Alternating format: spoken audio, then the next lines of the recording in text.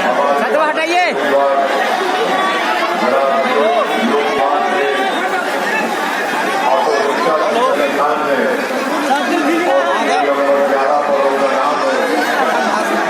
मैं आपसे गुजारिश करने आया हूँ कि आप तमाम लोग मुशहदा तौर पर आदमी कोई जगह कर कहाँ इस्तेमाल करके जियो कुमार धन साहब को कामयाब सामना करें। हमारे अब्दुल मुफ्ती साहब का, फैसल साहब का, हाजी दानिश का, समीर अली साहब का, नवाज साहब का,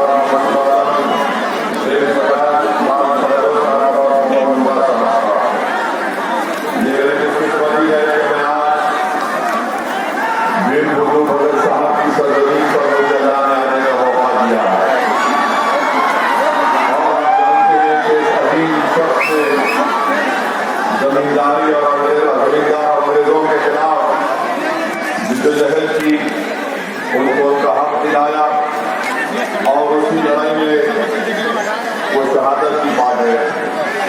मैं आपको बताना चाहता हूँ कि इस विधानसभा में अगर आप मजलिस के तारीखी उम्मीदवार हमारे भाई को आप कामयाब करेंगे, जियो कुमार धन साहब को जिनका इंतखाबी निशान ऑटो रिक्शा है, तो मैं आपसे वादा करता हूँ कि यहाँ पर विधानसभा में महिलाओं के लिए यूनिवर्सिटी और स्किल एजुकेशन सेंटर हमारे भाई जनाब जियो कुमार धन साहब कायम करेंगे। मोबाइल हॉस्पिटल हफ्तेवारी हर क्लास में काम करेगा और हर परिवार को गवर्नमेंट स्कीम का 100% हिस्सा उसको दिलाया जाएगा। सरकारी की प्रोसेसिंग यूनिट इंशाल्लाह यहाँ पर लगाई जाएगी। स्टूडेंट्स का 100% स्कॉलरशिप का इंतजाम किया जाएगा और खास तौर से पुलिस और पैरामिलिट्री के नौकरी के लिए यहाँ पर इंशाअल्लाह ताला जियो कुमार धन साहब एक ट्रेनिंग सेंटर कायम करेंगे और जो टीचर की वैकेंसी है उसको पूर्ण किया जाएगा और जो विजय स्कीम है विजय कुमार धन साहब इस पर अमल करने की कोशिश करेंगे। मैं आपका शुक्रगुजार हूँ कि आप लोग इतनी बारिश में भी जीत कर यहाँ पर खड़े हैं। मैं आपकी मोहब्बत को सलाम करता हूँ, आपका शुक्रिया अदा करता हूँ। मुझे यकीन है कि ये आपकी मोहब्बत इंशाअल्लाह ताला यकीनन जियो कुमार धन साहब को यहाँ का विधायक बनाने में कामयाब करेगी। मेरी आपसे गुजारिश है मेरे अजीज दोस्तों और बुजुर्गों कि आप देख रहे हैं कि झारखंड में यहाँ पर क्या हुआ रांची में, और आप जानते हैं कि मुदस्सिर का और हमारे भाई का, दोनों बेटों का झारखंड मुक्ति मोर्चा की सरकार और नरेंद्र मोदी की सरकार दोनों ने मिलकर मुदस्सिर और फजल को कत्ल कर दिया। अगर देश के प्रधानमंत्री पहले एक्शन ले लेते तो मुदस्सिर की जान नहीं जाती थी, मगर देश के प्रधानमंत्री को नुपुर शर्मा को बचाना था और नुपुर शर्मा को बचाते बचाते मुदस्सिर और साहिल की जान चले गई। अगर देश के प्रधानमंत्री नुपुर शर्मा को नहीं बचाते और झारखंड मुक्ति मोर्चा के यहाँ के मुख्यमंत्री थोड़ी ईमानदारी से काम करते तो मुदस्सिर और साहिल की मौत नहीं होती है। मैं आज यहाँ पर खड़े होकर मुदस्सिर और साहिल के परिवार से इज़हार हमदर्दी भी करता हूँ और भाजपा और हेमंत सोरेन की सरकार से मुतालबा करता हूँ कि वो इन परिवार से माफी मांगे और इन तमाम पुलिस चौकीदार हो या जिस किसी ने भी मुदस्सिर और साहिल को गोली मारी उनको फौरन गिरफ्तार करने की जरूरत है। और मैं ये भी बताना चाहूंगा जिन्होंने इन बच्चों की जान ली, याद रखो हम वो हैं जिसको शायर ने कहा था कि नजर अल्लाह पर रखता है वो सलमान गयूर। मौत क्या शय है, कब आलम माना का सफर, इन शहीदों की भी अहले कलीसा से ना मांग, कद्र कीमत में है खून जिसका हरम से बढ़कर। मेरे अजीज दोस्तों और बुजुर्गों, देश के प्रधानमंत्री को समझना चाहिए कि जो नुपुर शर्मा ने नाम शनाख्त बताए, हर किसी का दिल से दुख हुआ है, तकलीफ हुई है और हम हर चीज बर्दाश्त कर सकते हैं, मगर रसूलुल्लाह सल्लल्लाहु अलैहि वसल्लम के खिलाफ अनाप शनाप अगर नहीं बनेगा,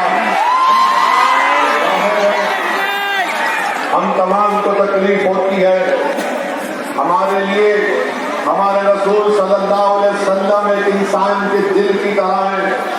आप हमारे जिस्म पर, हमारे उंगलियों पर, हमारे पैर पर, हमारे सर पर वार करेंगे, मगर आप हमारे दिल की तरफ आंख उठाकर भी नहीं देख सकते। ये आपकी बदतमीजियां, आप बताइए कि यही सरकार है।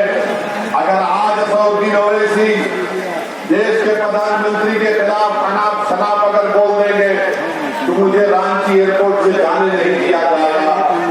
अगर मैं भाजपा और योगी या फिर आरएसएस के लोगों के खिलाफ कुछ अनाप शनाप कह दूं तो मुझे रोक दिया जाएगा। आखिर क्यों भाजपा नुपुर शर्मा को बचा रही है? आखिर क्या बात है नुपुर शर्मा में जो देश के प्रधानमंत्री उसका तहफ़्फ़ुज़ कर रहे हैं? हम भाजपा से इस बात का मुतालबा करते हैं कि नुपुर शर्मा को सिर्फ सस्पेंड करना सजा नहीं है, उसको भी इस विधानसभा से हमारे भाई जीओ कुमार धन का मुकाबला भाजपा से। मैं आज के इस जनसभा से न सिर्फ विधानसभा के नौजवानों से, युवाओं से, बल्कि झारखंड के युवाओं से और देश के युवाओं से कहना चाहूंगा कि देश के प्रधानमंत्री ने भारत के युवाओं को बहुत बड़ा धोखा दिया है। उनका मुकद्दर बेरोजगारी बनाकर रख दिया। वो नौजवान जो पिछले 2 साल से फौज में जाने की तैयारी कर रहा था, देश के प्रधानमंत्री ने उन युवाओं की जिंदगी से एक मजाक किया है। और आज आप देखिए कि जो पॉलिसी भाजपा ने बनाई है कि फौज में भर्ती के लिए, एयरफोर्स और नेवी में भर्ती के लिए देश के प्रधानमंत्री ने कहा कि 4 साल काम करो और 4 साल के बाद तुमको निकाल दिया जाएगा। देश के प्रधानमंत्री ये युवा जो फौज में जाते हैं वो इसलिए जाते हैं कि देश की सेवा करें। ये फौज में जो जाता है नौजवान, वो अपने लिए बाइज़ इज्जत समझता है, अपने लिए ऑनरेबल चीज उसको समझता है। वो फौज में जाकर देश की सुरक्षा करना चाहता है। मगर देश के प्रधानमंत्री ने क्या कर दिया? देश के प्रधानमंत्री ने कहा कि ये आपको कॉन्ट्रैक्ट के ऊपर लिया जाएगा, 4 साल काम करो और 4 साल के काम करने के बाद तुमको हम चौकीदार की नौकरी दे देंगे। आप बताइए कि कोई अगर फौज में जाता है, वो एयरफोर्स में जाता है, नेवी में जाता है, तो कभी पाकिस्तान के फौज से आंख में आंख हमारा सिपाही करने वाला है, तो कभी जब शाम और हार्ट स्प्रिंग पर चीन की फौज से आंख में आंख मिलाता है और 4 साल वो अपनी जान की कुर्बानी देने के लिए तैयार रहता है, या तो वो चीन और पाकिस्तान की फौजियों को मारता है या खुद मर जाता है। आज उन युवाओं को देश के प्रधानमंत्री भूल चुके हैं। भाजपा वालों, कहां गया तुम्हारी देशभक्ति? तुम्हारी देशभक्ति कि तुम युवाओं को जो अपनी जिंदगी जोखिम में डालते हैं, खतरे में डालते हैं। देश के प्रधानमंत्री, क्या आपकी ये देशभक्ति है? तो ये आपकी भारत मां से मोहब्बत है कि आप इन नौजवानों को जो अपनी जान देने के लिए तैयार रहते हैं, आप उनसे मजाक कर रहे हैं। देश के प्रधानमंत्री को ये अग्निपथ की अपनी भीड़ की पॉलिसी को वापस लेना करना पड़ेगा। भारत का युवा खामोश नहीं बैठेगा। प्रधानमंत्री याद रखो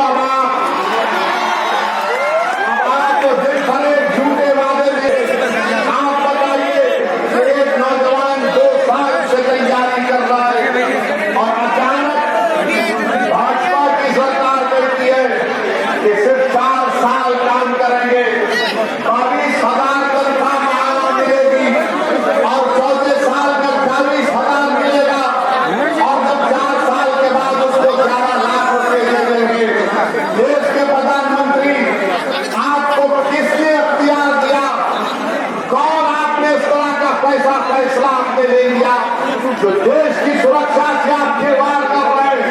देश के प्रधानमंत्री सुनो, चीन की फौज भारत की जमीन पर बैठी हुई है। पाकिस्तान से आतंकवादी आज भी हमारे देश में आते हैं। 1 लाख वैकेंसी है, 1 लाख फौजियों की जरूरत है भारत को और देश के प्रधानमंत्री कह रहे हैं 45,000 को हम नौकरी देंगे। 4 साल के बाद उनको निकाल देंगे। 25% को दोबारा फौज में लिया जाएगा। उस फौजी को न डीएस मिलेगा, न ग्रेजुएटी मिलेगा, न इंश्योरेंस मिलेगा।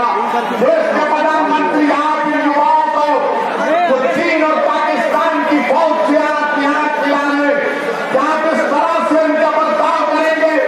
क्या इनकी कुर्बानी को आप रायगा जानेंगे? मैं भारत के युवाओं से अपील कर रहा हूँ कि तुम असदुद्दीन अवैसी से बात नहीं होगी, मगर मुझे देश से मोहब्बत है, मुझे करना है, मानता हूँ हमको अपने सिपाहियों को मजबूत करना है। मगर देश के प्रधानमंत्री एक फार्मूला निकाल दिए, 4 साल काम करो और फिर सीआरपीएफ पे, बीएसएफ पे, सीआईएसएफ पे, आईटीबीपी में किया जाएगा। झूठ बोल रहे हैं देश के प्रधानमंत्री, झूठ कह रहे हैं। 2020 में सिर्फ 10,000 सेंट्रल पैरामिलिट्री फोर्स में नौकरियां दी गई। अगर 10% होगा तो 1,000 को नौकरी मिलेगी। देश के प्रधानमंत्री झूठ बोलना बंद करो, देश की सुरक्षा करो। ये आपने जो पॉलिसी का ऐलान किया इसको वापस लो। आप फौज में कोई जाता है तो देश की सेवा करने के लिए जाता है। और मैं इन तमाम हमारे प्रदेशों की सरकारों से कहना चाह रहा हूँ, पहले रिक्रूटमेंट होता था प्रदेश की बुनियाद पर, इस देश में इतने फौजी जाएंगे। आज भारत के प्रधानमंत्री पूरे ऑल इंडिया लेवल पेमेंट करेंगे। अरे ये इससे फौज में इंबैलेंस पैदा हो जाएगा। हमारी लोकतंत्र को खुदा ना खास्ता कहीं खतरा मुस्तकबिल में ना पैदा हो जाए। चीन से खतरा, पाकिस्तान से खतरा, भारत के खिलाफ में घेरा हुआ है, मगर देश के प्रधानमंत्री पैसे बचा रहे हैं, पैसे बचा रहे हैं। लागत है तुम्हारी इस पॉलिसी पर देश के प्रधानमंत्री। तुम देश की सुरक्षा को नहीं देख रहे हो, तुम पैसे बचाने का काम कर रहे हो। अरे देश की सुरक्षा के लिए अगर पैसे क्या, अगर पैसे नहीं है तो भी देश की सरकार को पैसे निकाल कर देश की सुरक्षा करनी चाहिए। मगर प्रधानमंत्री क्योंकि उन्होंने उनकी सरकार ने 8 साल में देश की इकोनॉमी को बर्बाद कर दिया, बर्बाद कर दिया। आज बेरोजगारी भारत में सबसे बड़ा मुद्दा है। सरकार कहती है 8% बेरोजगार है। मैं कहता हूं कि 16-17% से ज्यादा भारत में बेरोजगारी है। आपको जानकर गम होगा, अगर 5 पढ़े लिखे ग्रेजुएट है तो सिर्फ 1 को नौकरी मिलती है, सिर्फ 1 को नौकरी मिलती है। भारत में 1 करोड़ 20 लाख लोग आज नौकरी तलाश करना छोड़ चुके हैं। क्यों? क्योंकि उनको नौकरी नहीं मिलती। देश के प्रधानमंत्री से जाकर आप पूछेंगे तो बोलेंगे पकौड़ा बेच दो। 2015 में मोदी ने कहा था कि मैं 2022 में 10 करोड़ नौकरियां दूंगा। Make in India, startup India, skill India, run India, sit India, क्या क्या कहा था।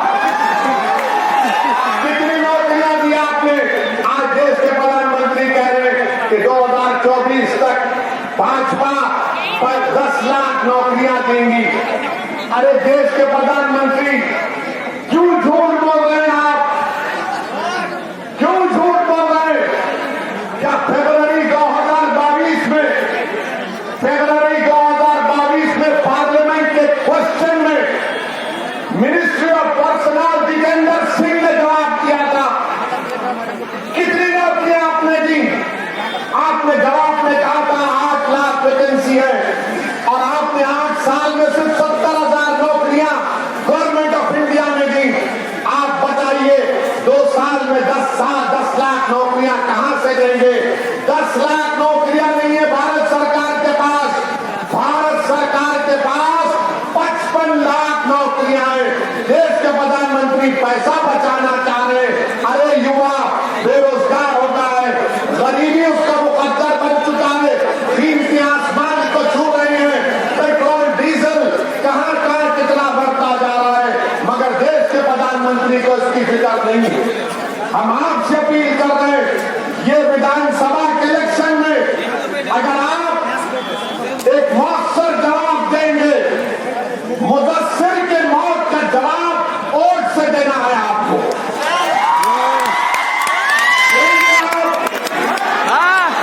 आप देंगे जवाब? क्या मैं जाकर उसकी मां से कह दूं कि आप जवाब देने वाले? क्या आप बेरोजगारी को मुद्दा बना करो देंगे भाजपा के खिलाफ? क्या आप ये जो फौज की पॉलिसी है जिसमें देश की सुरक्षा को दांव पे लगा दिए भारत के प्रधानमंत्री, क्या उसके खिलाफ वोट देंगे? याद रखिए, जब आप वोट देंगे, भाजपा को हराएंगे यहां से, तो देश के प्रधानमंत्री को तब मालूम होगा कि अब चाय बेचने की बात अब मैं नहीं कर सकता। मेरे अजीज दोस्तों और बुजुर्गों, आप देखते हैं कि टीवी पर ये मोदी के चहेतों को दिखाया जाता है। फौज से रिटायर लोग बैठते हैं। मैं उनसे बड़े हाथ जोड़कर अपील कर रहा हूं, आप इतना मत गिर जाओ कि उन गरीब बच्चों के मुस्तकबिल को बर्बाद कर दिया जाए, जो टीवी पर बैठकर बड़ी बड़ी बातें कर रहे हैं। क्या तुमको पेंशन नहीं मिल रहा है? फौज से तुम रिटायर हुए, तुमको पेंशन मिलेगा। और ये जो गरीब परिवार के बच्चे, गांव के बच्चे, आदिवासियों के बच्चे जो फौज में जाते हैं, 17 साल मेहनत करते हैं ताकि उनको पेंशन मिले, अपनी जान को खतरे में डालते हैं ताकि उनको डियरनेस अलाउंस मिले, ग्रेच्युटी मिले, और रिटायरमेंट के बाद मेडिकल उनको इंश्योरेंस मिले। ये टीवी पर बैठने वालों, तुम्हारा तो इंश्योरेंस है, तुम्हारा तो मेडिकल इंश्योरेंस है, मगर वो गरीब के बेटों का क्या होगा? मेरे अजीज दोस्तों और बुजुर्गों, ये गलत पॉलिसियां देश के प्रधानमंत्री कर रहे हैं। और आज आप देखते हैं कि भारत का नौजवान आज इनके गलत फैसलों की वजह से गुस्से में है, आक्रोश में। हम टीवी चैनल पर एक गए थे तो वहां पर मोहतरमा ने कहा, आप इसका खंडन करिए, मजम्मत करिए। बोले नहीं करेंगे। बोले ट्रेन जल गई, ट्रेन जल गई। ट्रेन क्या किसी पार्टी की होती है? हमने जवाब दिया और फिर कह रहे तुमने नौजवानों को रोड पर क्यों लाया? तुमने नौजवानों को गुस्सा क्यों दिलाया? वो गरीब परिवार के बच्चे जो कर्जे लेकर कोचिंग हासिल करते हैं, एग्जाम लिखते हैं, 2019 से कोशिश कर रहे हैं, आज अचानक देश के प्रधानमंत्री ने उनके ख्वाबों को चूर कर दिया। मैं उन तमाम एहतजाज करने वाले नौजवानों के साथ खड़ा हूं जो मोदी की पॉलिसी के खिलाफ खड़े हो चुके हैं। वो भारत के जिस किसी कोने में भारत की सुरक्षा के लिए लड़ रहे हैं, मैं उनको सलाम करता हूं और उनसे कह रहा हूं कि हम आपके साथ हैं। हम मजबूर करेंगे देश के प्रधानमंत्री को अपनी एसपीओडी की पॉलिसी को वापस लेने के लिए। और कि मैं आज इस विधान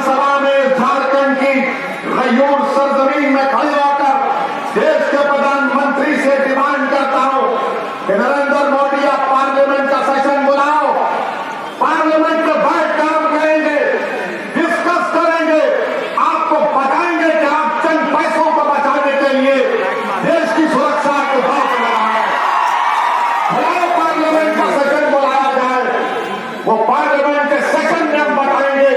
लोकसभा में खड़े होकर चीन से खतरा है, पाकिस्तान से खतरा है, 1 लाख अभी वैकेंसियां बाकी है। बताइए आप ये कौन सा काम देश के प्रधानमंत्री कर रहे हैं। मेरे अजीज दोस्तों और बुजुर्गों, दूसरी अहम बात यह है कि हमारे यहां से जाने के बाद पुरानी कांग्रेस, बूढ़ी कांग्रेस, जिनको घर में बैठना चाहिए अल्लाह अल्लाह करके, हमारे जाने के बाद वो बोलेंगे 2-3 जीत गए तो क्या होगा मजलिस के। अरे तुम्हारे पास जितने विधायक बैठे हुए हैं, तुम जीएमएम की तारीफ कर रहे हो और दोनों बच्चों को सर पर गोली मारकर उनकी जान ले ली गई। मीडिया ने लिखा कि मुदस्सिर ने इस्लाम जिंदाबाद का नारा लगाया तो गोली मार दी। क्या कांग्रेस पार्टी में मौजूद जो विधायक हैं उनसे पूछना चाह रहे हैं, आपने अब तक उन पुलिस अहदेदारों को सस्पेंड क्यों नहीं करवाया? आपने अब तक उन पुलिस अहदेदारों को गिरफ्तार क्यों नहीं करवाया? हम रांची पहुंचे तो इनका एक विधायक बोलता है कि ओवैसी को आने नहीं देंगे। अरे क्या झारखंड तुम्हारे बाप का है?